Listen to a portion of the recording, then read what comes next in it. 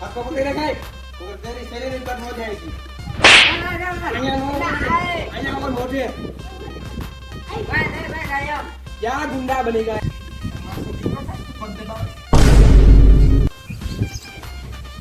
लापन phone ले હાલો નેપર બોલું છું એલા નેપર નહીં નેપર નથી હાલો નેપર બોલું છું અને આમ ખોપરાય અવાજમાં અને મેં તમારા